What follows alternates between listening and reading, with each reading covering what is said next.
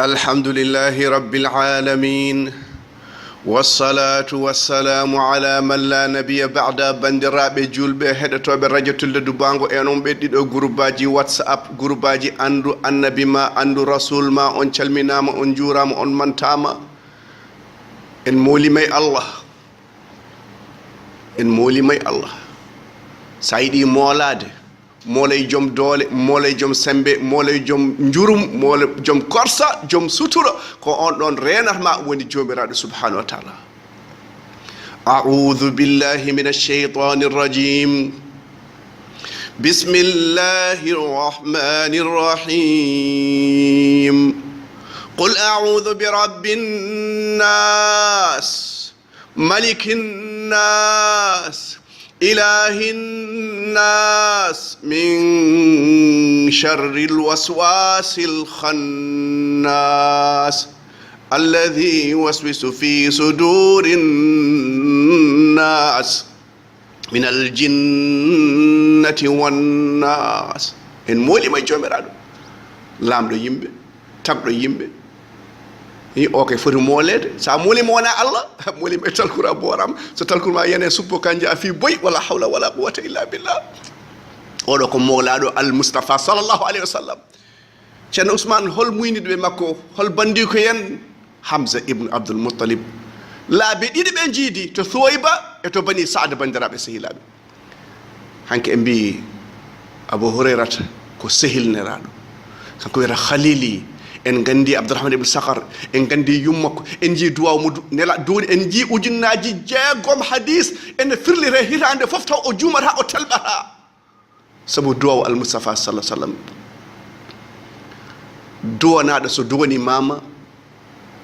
duwam jabata mo duwanaka fot ko endude wada ka poddo duwanede wadante e mbale duwam en jabe mbale en duwane kanyum ha duwano goddo faqidu shay la yuti arabe bi mo ala hunde wa rokirde dum لا إله إلا محمد رسول الله hande ko halima halata wana abu hurairah halar ko halima yum muynudo al mustafa sallallahu alaihi wasallam ceerno usman hoto heñu haldu sesa ha julbe be paama nde sunna are leydi mabbe nde mustafa jippiron hol barke jippido ton mbale on don gurdo sunna e galle mum e berdum ƴeewa barke no wadata e galle e bandiraɓe do qur'an woni galle mum qur'an woni jom qur'an so hutrim qur'an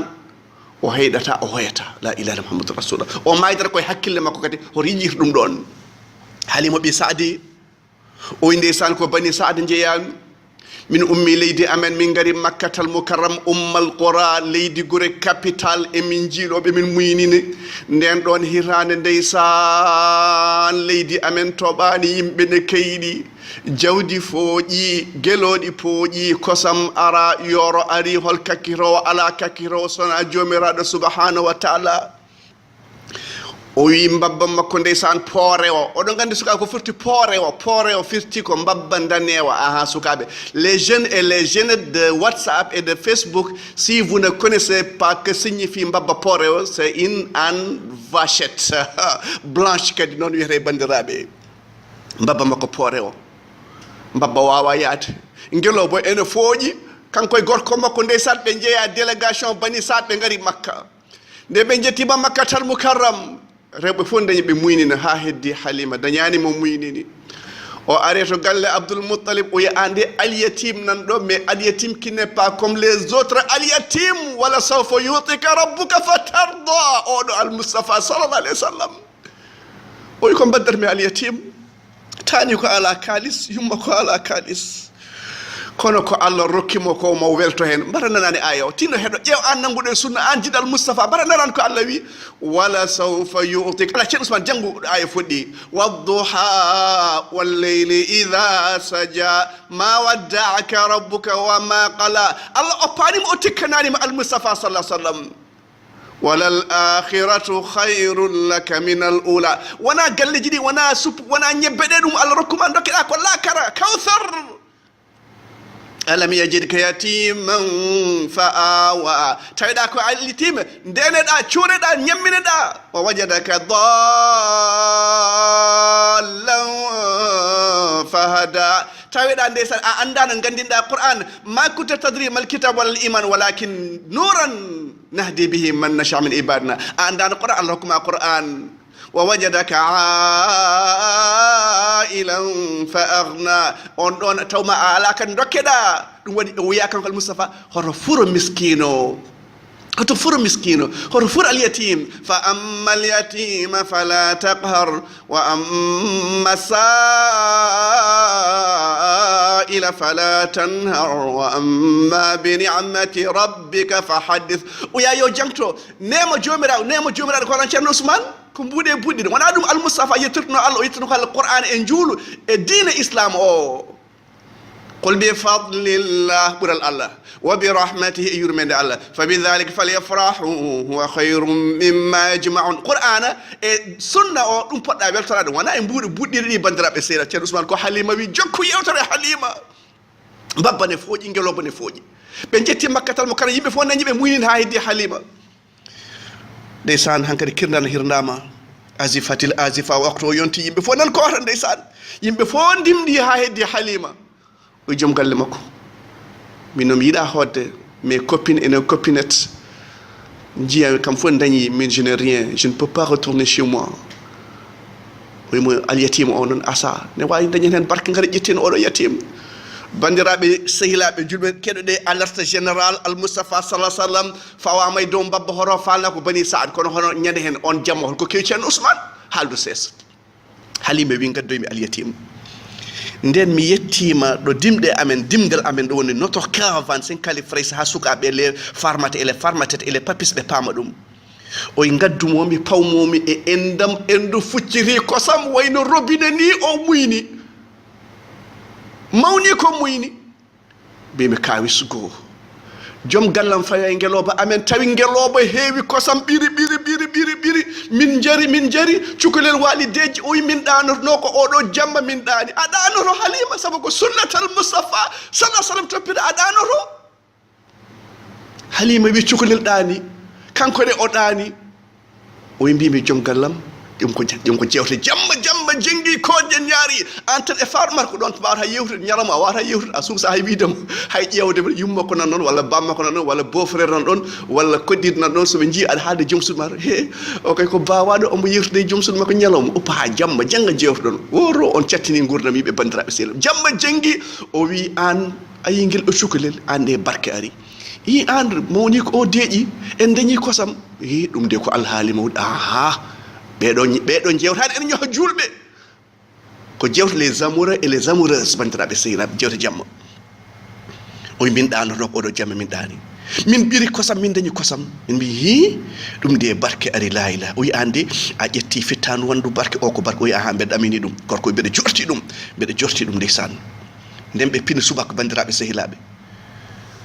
ɓe gone hirdunon eɓe koota eɓe dawtata to bani saad mi raɓɓikinto hade qissa o judde Halima waɗɗi mbabba mum ɓe ƴetti guelgol mabɓe jeehi gueloɗi mabɓe moteur o ko 10 chevaux ko 299 chevaux ko holni ko concorde bandira ko missile mbabba ba wonti o hefti bamɗi foof ɓe kefti gueloɗi foof ɓe mbi he argay i Halima immatoɗa ɗum no bamguel ma i ala a addi mawka wallahi ko ngel ɗo tigi wonno bamguel poorewel poñguel ngel kono noon ngel ɗo rimdi waɗɗi hen ko almoustapha sallllahu alayhi wa sallam bandiraɓe julɓe ɓe korto bani saad to leydi maɓɓe to ala ko ɓuri ɗum yorde yooro kos haydara ndiyam ala puɗi ngala haydara ala aynaɓe bani saad en kala Halim soɓe gaynoyi jawɗi garane kaari les moutons et les moutonnettes garane keyɗi et les cheveux et les chevrettes fof ne kaari bandiraɓe seeɗa ɓe ɓira ha keewa hoddima mbi he bandiraɓe onon aynaɓe onon on paamani onon on pere jeehe gayne ɗo Halimen gaynata ɗo imbaton jiyani kamɓe jewdi maɓɓe harde astahfirullahu tuba aley Halima en giɗi harde ko spirituellement bandiraɓe harde wona harde reedu harde qana joneɗa anne holno jonata joneɗa Allah sa wi nelaɗo wima dhaka ta'mal iman o meeɗi dakam iman on belaɗo Allah jomiraɗo o ƴetti nelaɗo o wi kañum woni nelaɗo makko rasul Muhammad sallallahu woni rasul makko islam woni diine makko oɗo spirituellement il est heureux il est happy omo welti omo dañi tranquillité alladhina amanu wa tatma'innu qulubuhum wa tatma'innu qulubuhum bi dhikrillah yow wana wiide sub weltinuma ala sifrode Allah ko gona conscient Allah kersa Allah kula Allah bakkilda Allah ñaagoda sabi Allah dokka sabi Allah kada sabi Allah ko dum woni tranquillité dum woni zikru wana zikru sa gayni ada wada zikr ada yeba tele ada yeba fueto ada yeba akol dum wana zikru dum wana jangtaade Allah i adi Allah yafum Allah yafum Allah yafum ada wofa Allah astaghfirullah tuba alayhi zikru ko demgal ma jangto bernde ma gongdi dum gita ma beddo goddi kersa jomiraɗo subhanahu wa ta'ala dum woni jangtade Allah bandiraɓe sehilaɓe sabu Allah ne jodde ono jangtoto dum waɗi ɓeɗon ɓe spirituellement ene kaari ɓen ɗon goni jomum ɓe conscient e Allah e diine Allah e sunnatul Mustafa sallallahu alaihi wasallam alladhina amanu wa tatma'innu qulubuhum bi dhikrillah ya woni ɓe jiɗa Allah haale sa haali Allah haala ceerno mabɓe ɓe metti ɗum waɗi Allah wi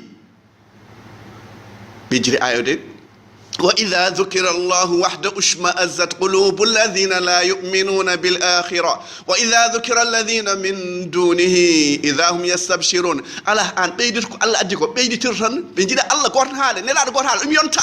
دم يوناني من وانا بردين كوفيد على يد الله على يد نلا على يد الله على يد حليمة بنجي حليمة حليمة بنجي هاي بالي حليمين ما نجي بالي حليمين سبحان المصطفى موينيرون نوانا جد المصطفى صلى الله عليه وسلم aynaɓe jeehe gayneɗo halimen gaynarɗo ibade mabɓe kaari kosam mabɓe heewi ɗum ko barke al Mustafa sallallahu alaihi wasallam so janggo ari ceerno Ousmane so Allah wurni en jokken qissa halima wona ɗo haaɗi subhana rabbika rabbil izzati amma yasifun wa salamun ala al mursalin alhamdulillahi rabbil alamin